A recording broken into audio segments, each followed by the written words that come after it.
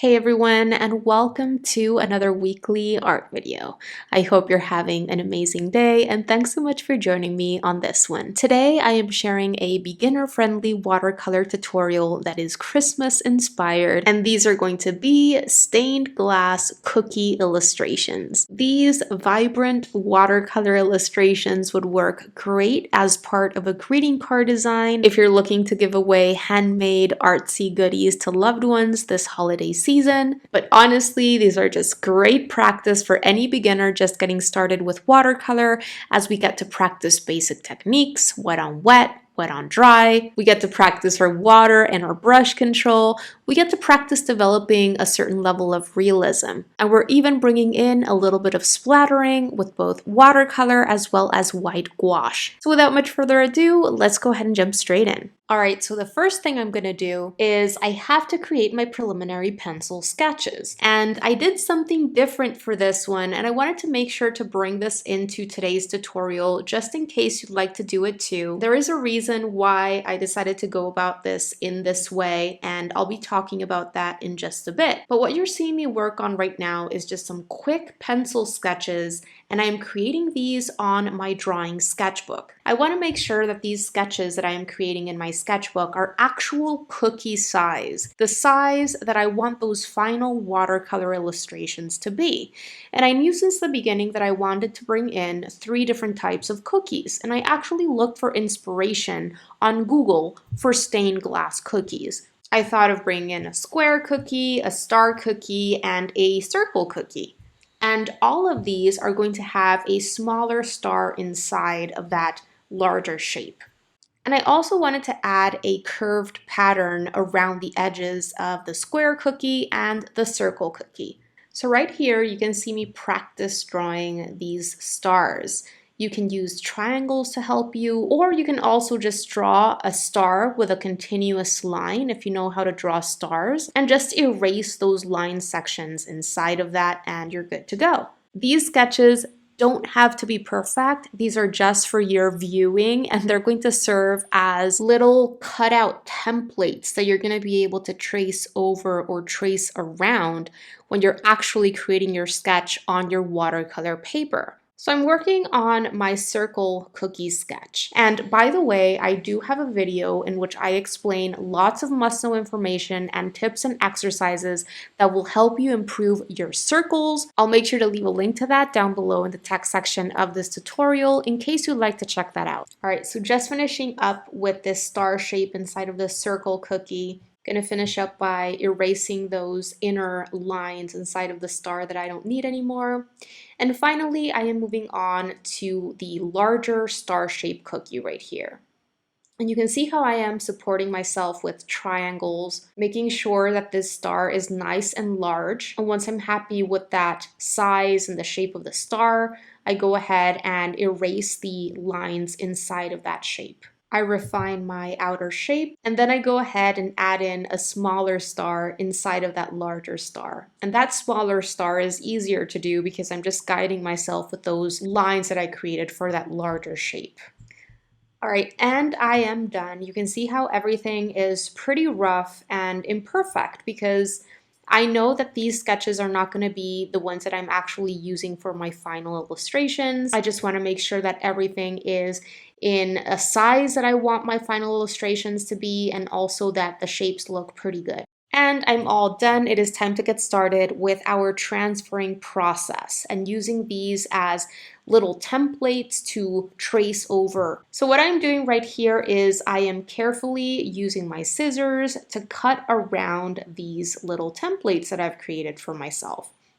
Now, because I created these sketches in my drawing sketchbook and not on, let's say, regular printing paper, this paper is not super thin and flimsy. So I'm not having a lot of issues with tons of crumpling or like my paper ripping apart or anything. Just as a reference, this paper is 90 pounds or 147 grams in thickness or in weight. It is not the thickest of papers, but it is not super thin and flimsy. So that definitely might be something that you want to think about when you're creating these little templates. Your templates are not only going to be a lot easier to cut around and cut into, but also easier to trace over or around if you're not using super thin, flimsy paper. Another little tip for you, if you'd like to know how I personally like cutting these star shapes inside of my cookies or in the center of my cookies, I first punch in a hole with the tip of one of the blades of my scissors. And once I have a hole in there, I then slide one of the blades of my scissors into that hole, keep another one of the blades outside or below, and I carefully cut out that shape.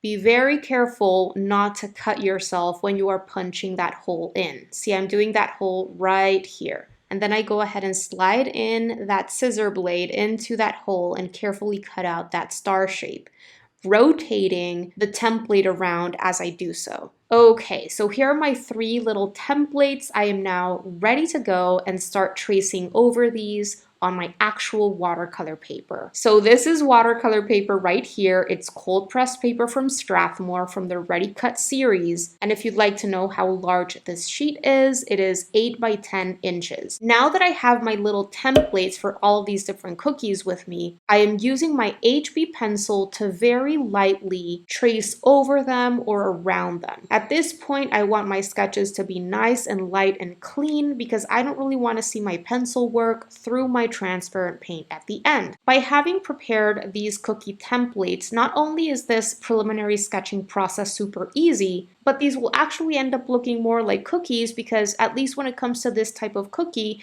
usually we use a cookie cutter. So by using the same template for the star cookie, the same template for the circle cookie, and the same template for the square cookie, I can ensure that the shape and the sizes for these cookies will be the same. There will be, of course, differences within them when it comes to painting them, when it comes to developing hue and value inside of them, but by making sure that the shape and the size is the same, these cookies can actually look like they have been created using the same cookie cutters. Not only do I want to make sure that I have the amount of cookies that I want to paint in this watercolor sheet, but also I am making sure to make them slightly crooked in different ways. Some of them are closer than others. I didn't want to make them look too organized or way too patterny. Bringing in an odd number of cookies instead of an even number was also helpful. All right, so my preliminary outline sketch is ready to go on my watercolor sheet, and it is now time to prepare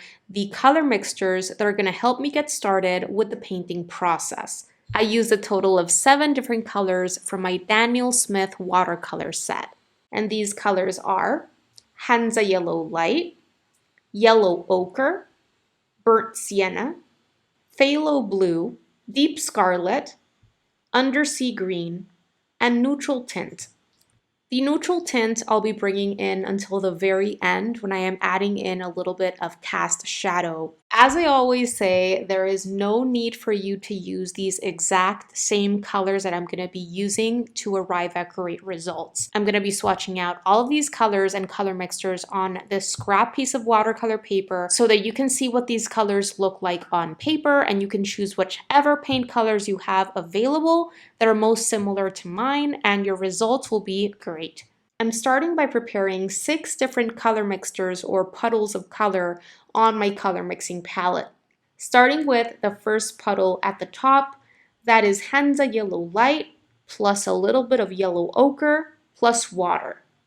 Right below that, I have a puddle of yellow ochre plus water. To the right of that, I have a puddle of plain burnt sienna and water. And on this bottom section of my mixing palette, I have Deep Scarlet plus water. Below that, that is Undersea Green plus water. And the blue puddle on the right is Phthalo Blue plus water. I was going for somewhere between a coffee to milk-like consistency with these color mixtures, so something around 50% paint, 50% water is what I was going for. I didn't want my color mixtures to be super watery and super pale, but I did want some amount of water in them. Here's what all these colors look like on paper, and as you can see, after having prepared my first color mixtures, my water is pretty murky, so I go ahead and change that before getting started. All right, so with my clean container of water, my two round brushes that I'm going to be using, which are a size 10 and a size 3, and also with my first color mixtures ready to go, it is time to get started with the painting process. I would say there are 4 phases to this painting process. The first is the wet on wet phase, the second is the wet on dry phase, the third phase is where we paint in our cast shadows, and in the fourth phase, we're just going to be finishing up with some splattering. What's cool is that we get to practice the same techniques and the same overall process 6 different times, 7 different times, however many cookies you added into your outline sketch. And that is great because you get to master these techniques. You get to master this process because you're going to have several different opportunities to practice all of these things.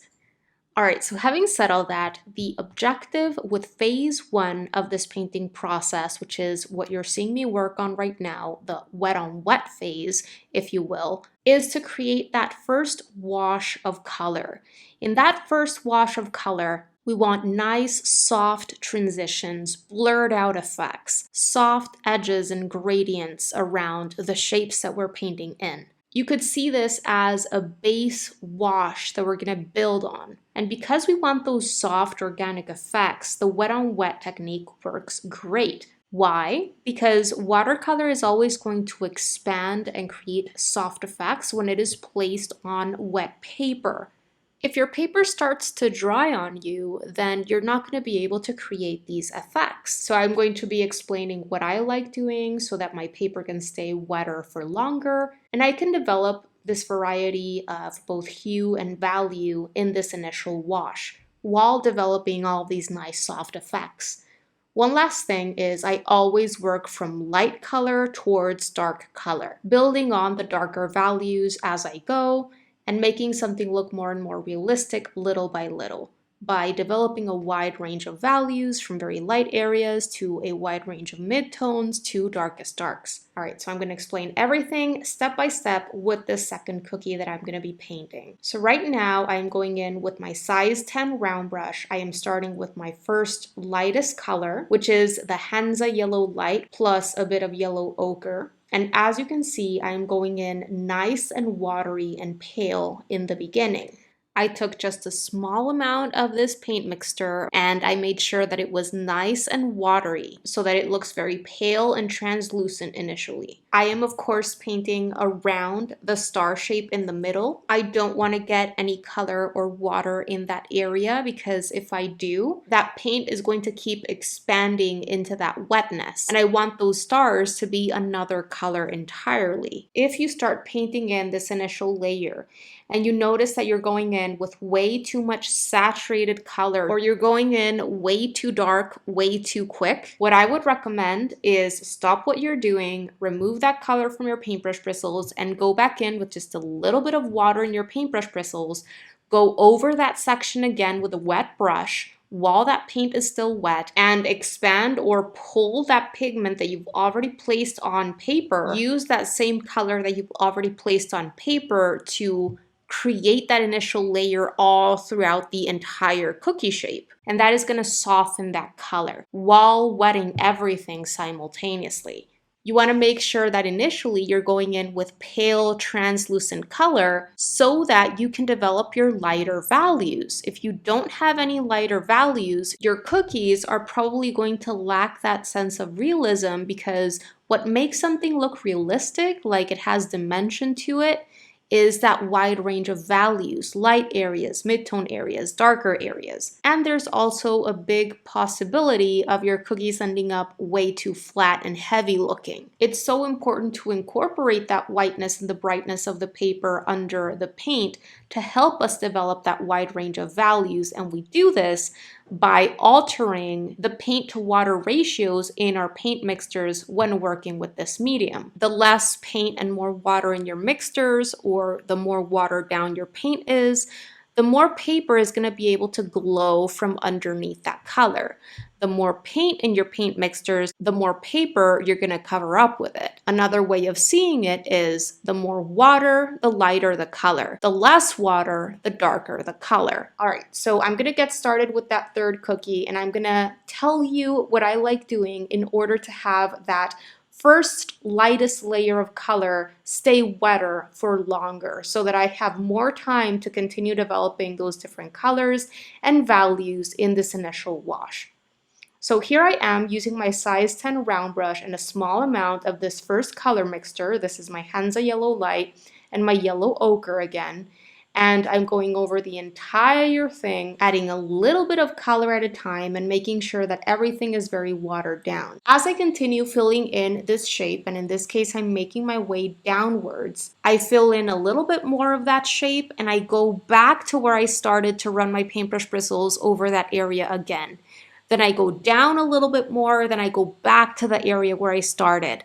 And I go down a little bit more and I go back to the area that I first started so that I can make sure that that first area that I started in stays wet. Otherwise, if I just go down from top to bottom once, you can bet that by the time that I make my way to the bottom edge, that top part is already going to be dry. And I don't want that to happen. So as I am continuing to fill in that shape, I'm going back to the place that I started and I am running my paintbrush bristles over everything a few times over and over, gently of course, to make sure that everything stays wetter for longer. At certain points, I'm just going in with a tiny bit of water in my paintbrush and I'm gently running my paintbrush bristles over everything. And taking time to do this is key for me because I live in a dry and very warm environment. And if I don't do this, as I said, things are going to start drying way too quickly and I'm not going to be able to create those wet on wet effects that I'm looking for. Once I have arrived at a nice even sheen, even wetness, and a light initial color, I then go ahead and drop in a bit of my second color. So in this case, that second next darker color would be the yellow ochre by itself. So I drop in a bit of yellow ochre around the edges of the cookie in a very irregular way, also along some of the edges of the star in the middle, darken a few sections here and there, and with that second color in, I then drop in a little bit of the third color, which in this case, the darkest color that we have created is that dark brown. In my case, I am using burnt sienna, and I drop in this darkest color just a little bit here and there. Usually, the darker I get with my color, the less I use. And it is key to drop in that second and that third color in a very irregular way. If you only drop it in around the edges of the cookie or around the star and nowhere else, or you don't leave little sections of those edges free of the second and or third color, you could run the risk of arriving at a patterny or very regular or drawn out look. And I don't want that because that doesn't really happen in real life with cookies. Cookies are baked, and in that cooking or baking process, some sections become darker than others. And this is the effect that I'm going for. So go through that process, work your way from lights towards darks, and make sure that you're adding everything in a very irregular way. Yes, dropping in those two darker colors along the edges, but leaving certain sections of those edges with just that first lightest color uncovered. Adding that darker color around the edges helps round out that cookie and give it more of a 3D effect. Have fun as you're dropping in your second and your third colors. What's important is that you arrive at a nice range of values throughout that cookie. If you ever create textures that you don't want, or you go in with too much color, you can always do some lifting. Go in and use your paintbrush bristles as a little absorbent sponge to lift up that excess color. Just make sure that your paintbrush bristles are nice and clean and just slightly damp.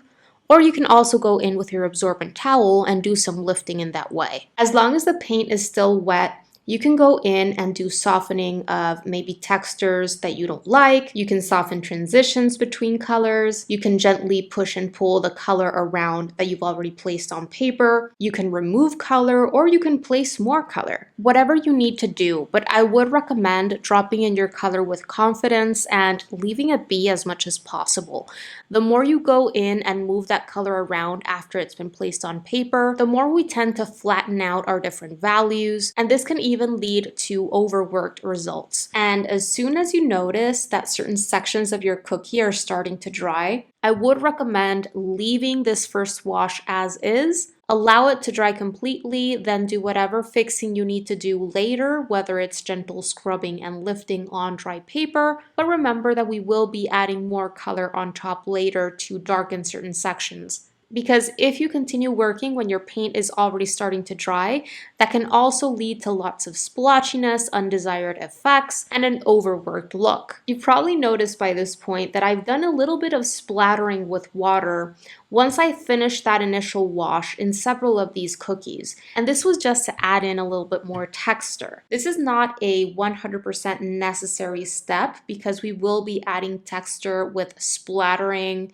using paint and also white gouache later on. What I did was, after having created that nice first wash with a wide range of values and textures and effects that I liked, I removed all of that paint from my paintbrush bristles, took a little bit of water from my container, and then used my index finger to flick those bristles, and this made teeny tiny drops of water get splattered on that drying paint. If you do splattering and you first notice those little blooms created by the tiny drops of water that are disturbing that paint that is in the middle of the drying process, but then the splattering effect kind of disappears, your paint is probably still very wet. All you need to do is allow it to settle on the paper a little bit longer, maybe even start absorbing into that paper a bit, and then try to do your splattering again. It's likely going to remain much more visible if your paint has started settling on your paper a tiny bit longer. Another thing that I've been doing along the way is I have been creating more of my different color mixtures as they have continued running out. I made sure that I was bringing in the exact same colors that I was using before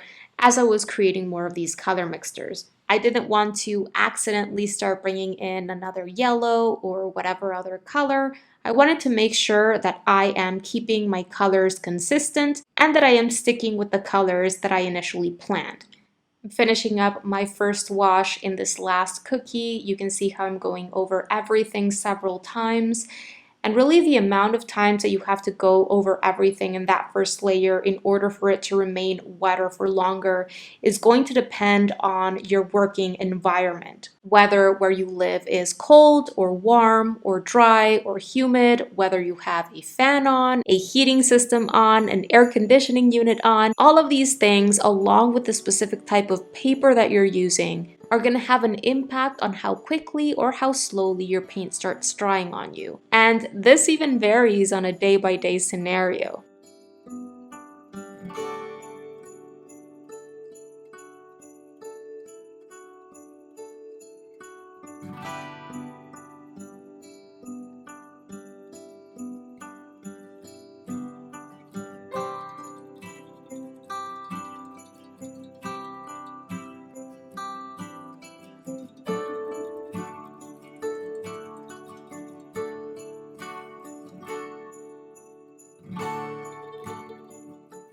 All right, so I'm about to finish up with this first wash in this last cookie, and we have to allow that to dry completely. So in the meantime, I'm gonna get started with painting in these colorful candy sections in the middle of all of these cookies. Because these shapes are much smaller, I switched on over to my size 3 round brush. As you can see, I am making sure not to go in with a super dark version, super saturated version of my red initially, because even in these candy centers, I want to make sure that I'm developing a nice range of values. So even here in these smaller sections of my cookies, I want to make sure that I'm going in initially with a relatively watered down version of whatever color it is that I'm going in with, so that I can build darker values on that lighter value initial layer. Another thing that I am making sure to do is I am leaving little teeny tiny specks of paper shining through unpainted so that I can create a little bit of a highlight effect in these shiny candy centers. And these are shapes that I didn't add in my sketch. They're just happening organically as I am moving my paintbrush around and painting in that shape. After I paint in that initial lighter layer, I go ahead and take a little bit more saturated color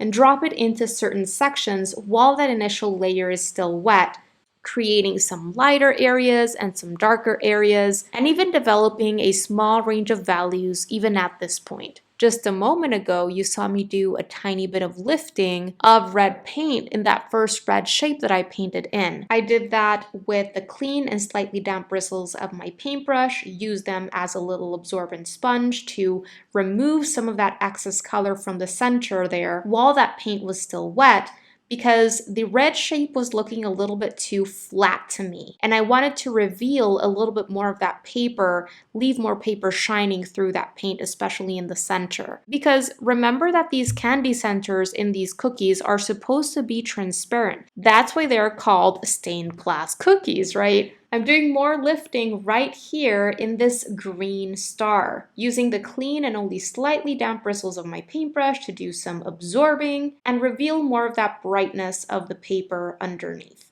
I'm making sure to completely rinse out all of the previous color from my paintbrush bristles before going into another color. If these colors start mixing together, whether it's in your paintbrush bristles or on your palette, you can run the risk of starting to create a muted color or even a brown. Red and green, for example, are complementary colors in the color wheel, meaning they are opposite to each other in the color wheel. And if you mix a good amount of each of these colors together, you can create a gray or a brown depending on the specific red and the specific green that you're using. So make sure that you're completely rinsing out the previous color before getting started with the next one. All right, so I'm continuing to do the exact same process with all of these candy centers, going in initially with my color in a relatively watered down state, and then while that color is still wet, I'm dropping in a little bit more in certain sections to deepen and darken them. Because these shapes are quite small,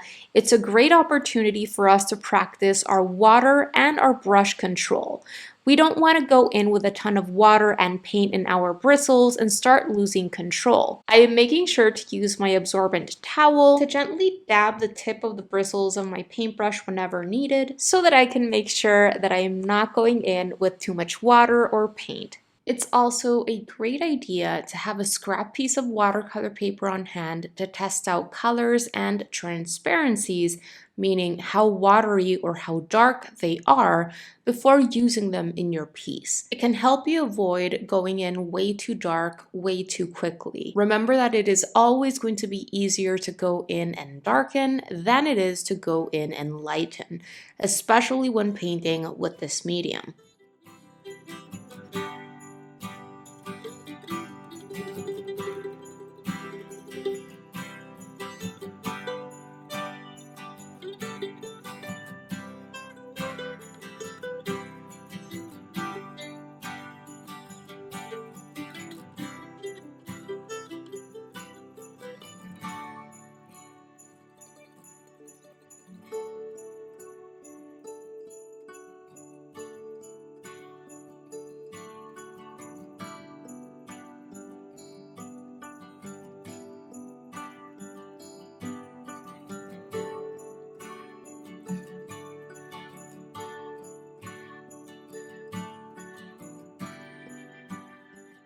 All right, so because I've been working wet on dry in these inner candy star sections in all of these cookies, everything is drying pretty quickly. So after making my way through all of these colorful center sections in all of these cookies, I went back to the cookie that I first started with, and what I am doing now that everything is dry, I am going in with whatever color it is that I chose for that candy center and only darkening certain sections, especially around the edges. So I'm going in with the same color that I was using before, only in a slightly more saturated state. meaning less watered down. Something that's important to remember is that watercolor is always going to dry lighter than how it looks when it's wet. So when we're going for higher levels of realism and we're trying to develop that wide range of values, it's very worth coming back to those sections that have already dried to notice if there are certain sections that we want to push a little bit more towards the darker values. Because things that might have looked dark initially maybe don't look that dark anymore. And so really what I am doing with this second layer in the candy sections is amplifying that range of values, expanding those values towards the darker tones. Mostly I'm making sure to go in with a little bit more saturated color around the stars along some of those edges. This creates a little bit of an illusion of shadow created by the thickness of the cookie on that candy section. A little bit really goes a long way. I'm going to continue working on the same thing in all of these cookies, making sure to completely rinse out my paintbrush bristles in between my colors. As you can see, I'm making sure to keep these colors separate on my color mixing palette, whereas the other neutrals on top are not that big of an issue if they start intermixing. But I'm being way more careful with these in this bottom section of my mixing area because of what I was mentioning before. I don't want complementary colors or colors that are very different to start mixing together. I want to make sure that my colors stay consistent and that my colors stay Christmassy.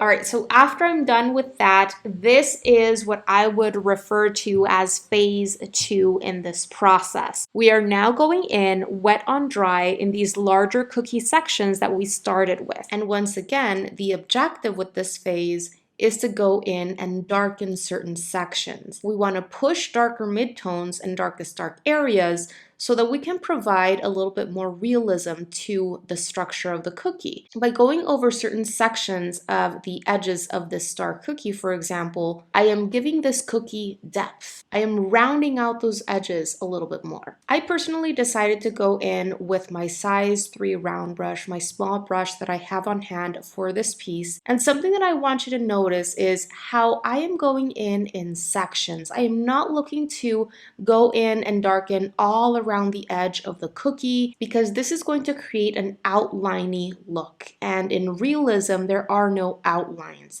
So I'm making sure to just go over certain sections of these edges, leave other sections with none of this darker color. And another 2 things that I am making sure to do in order for this to look realistic is I am making sure that the color that I'm going in with now is a next darker step from the color underneath in that section that I am adding this darker shape into. So I'm always considering the color and the value that I've already developed underneath in that particular section in that first wash. Why? Because if I have a very light value underneath and I go in with my darkest brown, especially right now when we're going in and painting on dry paper, that color is going to look very stark looking because there is a lot of contrast between that lighter value underneath and this darker color on top that you're adding, which is not even expanding out. It's not softening into any wetness because we're painting on dry paper. So I'm making sure that the color and the level of translucency is what I need it to be for that little section that I am darkening. I don't want to make that shape look super stark. I don't want it to be too distracting. I want to keep things subtle. And the second thing that I am making sure to do is I am making sure to see these as abstract, irregular shapes. I am not trying to go in and create lines around the edges, as I said before.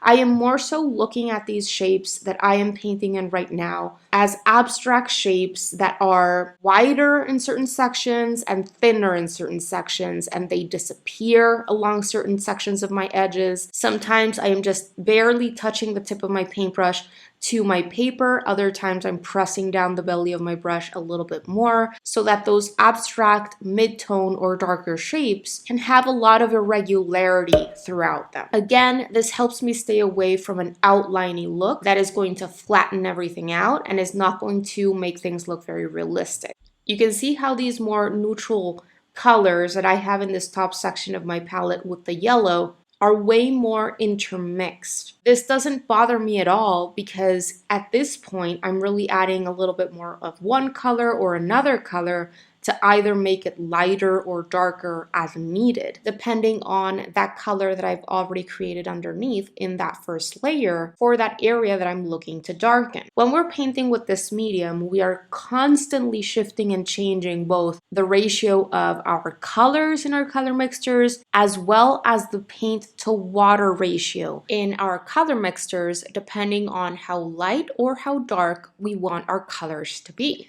Slowly but surely, you can see how these are looking more and more realistic as I continue pushing those darkest values incrementally, slowly adding in a little bit more of my darkest color, which is my burnt sienna, and working on deepest, darkest little sections. Again, remember what I said before, the darker I get with my color, the less I place. I don't want to get rid of that glow created with the more lighter values and the more translucent application of color that I've created. Not to mention, you don't want to start adding way too much of your burnt sienna or whatever darkest brown it is that you're using, because then your cookies can end up looking burnt. I continued jumping around the entire piece, making my way from one cookie to another cookie, and continuing to darken sections if I feel I need to. Everything is drying very quickly because I am painting wet on dry. So wherever I feel I want to darken sections a little bit more, I prepare the color mixture that I need and I go in to paint in a smaller, darker shape. If you paint in any of these shapes and the edges are looking a little bit too stark to you, because obviously we're painting on dry paper, so those edges are going to be very sharp and defined. So if you want to go in and soften any edges, all you need to do is remove that paint from your paintbrush bristles and run the bristles of your paintbrush over that edge that you're looking to soften. And as long as that paint is still wet, you're going to be able to soften it with no issue at all.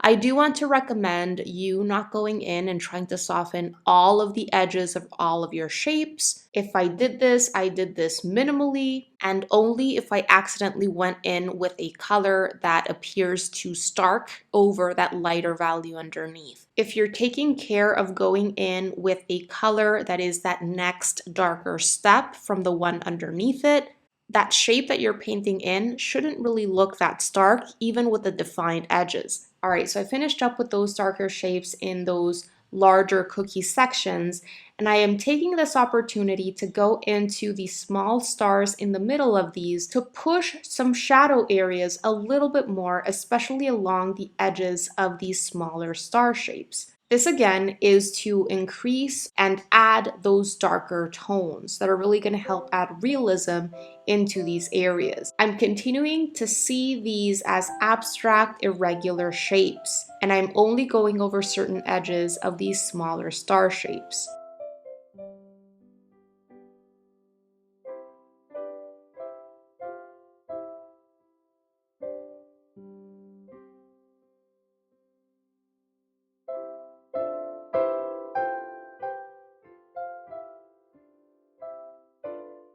All right, so I'm all done with that, and the cookies are pretty much finished. We are moving on to the very last phases of this painting process. First, I'm going to be adding a little bit of a shadow effect on the surface that these cookies are on. We're really helping situate these objects on the surface that they are on, and we're enhancing that sense of volume, that sense of mass that is impeding that light from hitting that section of the surface beneath the objects or on the side of the object. This is where I brought in that neutral tint. This black looking puddle that you see on my palette there on the upper right on the screen is a mixture of neutral tint and a little bit of burnt sienna. My objective with bringing in or adding some burnt sienna into the neutral tint was simply to provide a little bit of warmth to that gray. Make sure that that color mixture is pretty watery. I would recommend going for a tea-like consistency and taking just a little bit of color at a time from the edge of your puddle on your palette. I am continuing to use my size 3 round brush because I really just want to add in a thin sensation of cast shadow along the edge of these cookies. And because I want to keep light consistent throughout this piece, I am making sure to paint in this shadow shape along the right edges of all of these cookies. This means that the light source is hitting these objects from the left. If I add the shadow shape along the right edge in some cases and the left edge in others, that light is not going to look consistent, and that is going to take away from the realism of the piece. So all I did to paint in the cast shadow shapes was I made sure to go in with a very light, watered down, pale version of this gray. I made sure to paint a relatively narrow shadow shape because these objects are not very tall, so they wouldn't be creating a large, tall shadow shape. And because I am going in and painting these shadow shapes on dry paper, I am being left with sharp defined edges around these gray shapes that I am painting in.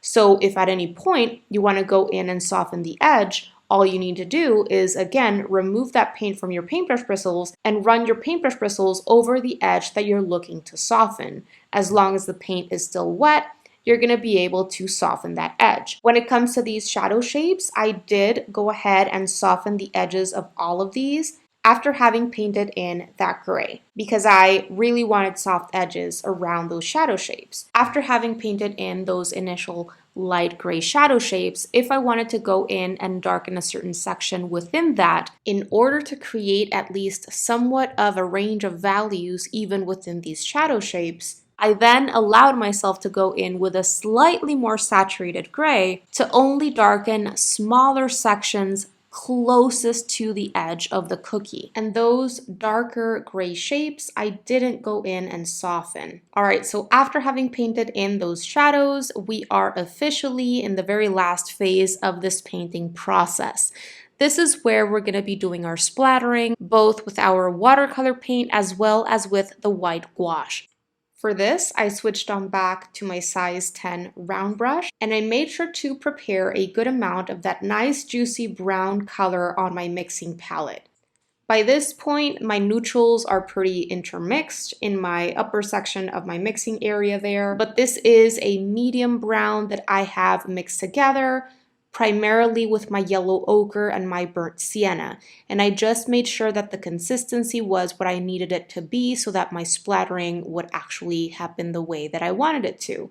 You want to make sure that your consistency of your paint is, again, approximately 50% paint, 50% water. You want to make sure that it has a good amount of water in it so that you can actually load up your paintbrush bristles and get the splattering done. But you don't want so much water in it that the color is going to be way too pale. I splattered a little bit of that medium brown all over the piece, making sure that I didn't go overboard with that splattering. And finally, I did some splattering using my white gouache. Gouache is an opaque painting medium, whereas watercolor is a transparent painting medium. If I had tried to do this splattering with white watercolor, I would barely be able to see it at all. So this is why I decided to go in with white gouache. For this final splattering, I thought that it would lead to a nice kind of sugary texture. Gouache is quite thick coming out of the tube, so I did make sure to add in a little bit of water into it, swiveled my paintbrush in that gouache with that water until that gouache had a consistency that I felt would be helpful. If you're doubting that the consistency of your gouache is where you need it to be, I would recommend practicing your splattering and doing a test run on a scrap piece of paper to make sure that the splattering comes out nice and fine and that you're loading your paintbrush properly and that the paintbrush that you're using is actually helpful and snaps back before actually doing your splattering on your final piece. I like using a separate paintbrush for my gouache. Usually I use a paintbrush that is old. It's not necessarily a watercolor paintbrush, and I like using a synthetic brush when it comes to doing splattering because synthetics usually have a nice snap back, which really helps get that splattering done. I'm going to make sure to leave a link to a past tutorial that I created where I explain lots of different cool techniques that you can use to add snow or paint snow in watercolor scenes, where I explain much more in depth different splattering techniques that you can do for cool textures and effects. That's going to be down below for you in the text section of this post in case you'd like to go and check it out. Did you enjoy this tutorial? I really hope you did, and if so, make sure to check out everything that I am offering over at my Patreon membership website, because for a very small amount a month, you're going to get immediate access to my exclusive tutorials, classes, and resources that I don't share anywhere else. All of these exclusive tutorials include my downloadable outline sketches so that you don't have to start from scratch, reference photos, and my supply lists. There's already a library of over 75 sketching and watercolor painting tutorials that are real-time, meaning they are not sped up or edited, they are fully narrated, and I take you through my entire process, making sure to explain everything as clearly as possible, step by step. 2 new exclusive full-length tutorials are added into this exclusive library every single month. For those of you who are interested in really taking your artwork to the next level and want to know all of the inside secrets that I learned about in art school and courses that I've invested in myself, there's also a full library on classes on art fundamentals in which all of the bases are covered. That library has now over 35 classes and workshops. All have assignments at the end that help you actually put your knowledge to the test. And there's a brand new class or workshop added at the beginning of every single month. As if all of this weren't enough, you also get a weekly sketchbook prompt sent to your inbox to help you stay consistent with your art practice. There's a live training, workshop, or paint-along session with me every single month. Members in the $15 tier and upwards get access to thorough feedback from me on their work whenever they need it, and much more. There are different tiers that you can join that give you access to different things, which you can choose from depending on your goals and needs. So go ahead and check it out. I'm going to make sure to leave a link where you can find out more down below in the description box of this video. And I would love to get to know more about you and your work and have you join this innermost art community of mine. Alright you guys, that is going to do it for today's video. I really hope that you enjoyed it and that you found it helpful. And if you did, pretty please make sure to give this video a thumbs up because it really helps support the work that I am doing here on YouTube and helps others get to know about my channel. Thank you so much for watching today. Don't forget to subscribe and click on that little bell so that you can be notified of when I share my new videos, which happens every single week. Have a beautiful rest of the day and see you soon. Bye guys!